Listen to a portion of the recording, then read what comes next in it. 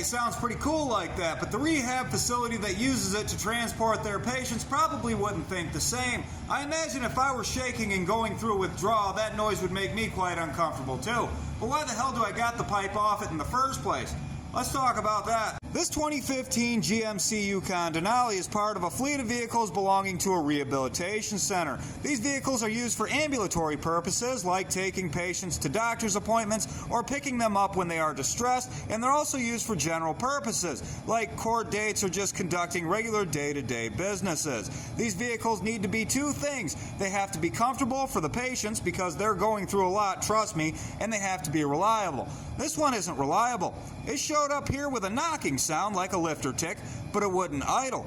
That doesn't make any sense to me because I've seen one of these 6.2s running on just one bank and idling just fine. That means 4 cylinders completely disabled and idling just fine. This one wouldn't idle. Now I could have changed the lifters last night. I have everything here to do it, and it only takes about 4 hours if I'm not trying to record myself. But it wouldn't idle. Not only is that a problem on its own, it also makes it impossible to tell if there's other problems.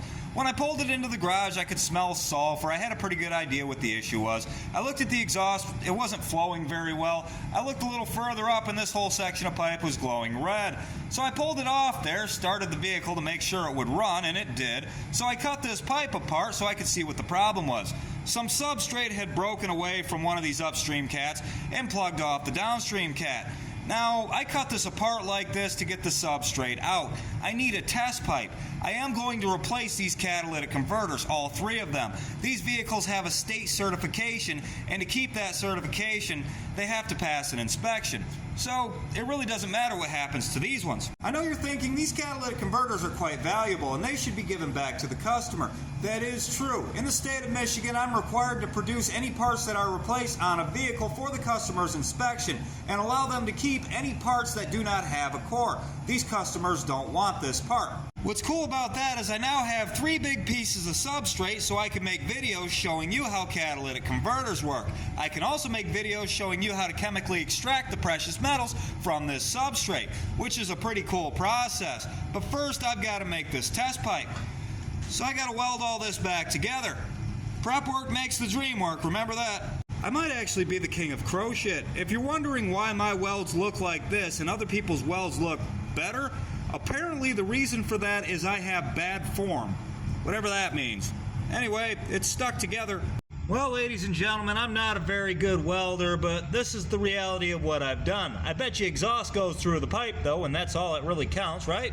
Anyway, we can't be upset about my welds. I didn't burn myself one time, and we now have substrate. This is gonna make some pretty cool content, guys, I promise. Check this out. First we take the torch and get it nice and hot. Check that out. Now we shut the flame off and just pump gas.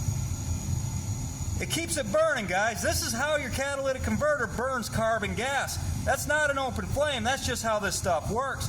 We can do videos explaining how that works and other cool things we can do because that works. Plus, if when I hook that pipe back up to this Yukon, I hear a squeaking sound, we get to do a camshaft bearing replacement video. That sounds like fun. Well, for you, not me, because I'll be doing it, but you get to watch.